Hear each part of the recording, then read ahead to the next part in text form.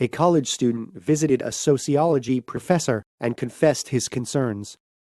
"Sir, I don't know why I'm not happy when there's nothing particularly lacking compared to other students." Instead of answering, the professor asked the student a question. "Do you know why the Danish happiness index is high?" "Well,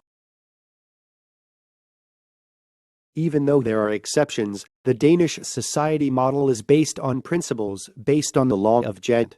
10 rules that Danish-Norwegian author Axel Sandemus wrote about in his novel, A Fugitive Crosses His Tracks, back in 1933. These are the contents.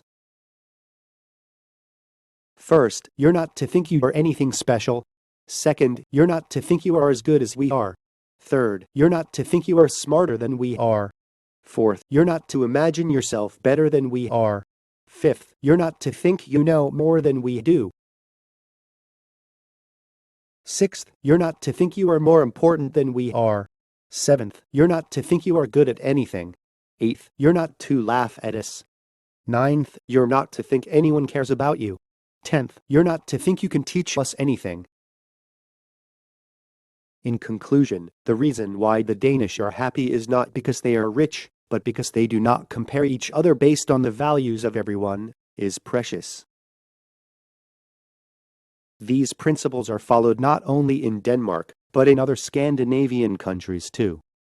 Though many claim these models have faded out, no one is denying that they have defined the way Scandinavian societies function, and that this behavior has been embedded in most Scandinavians. What are the two typical things that ruin our lives? It is superiority and inferiority. These are two monsters that come out through the root of comparative evaluation.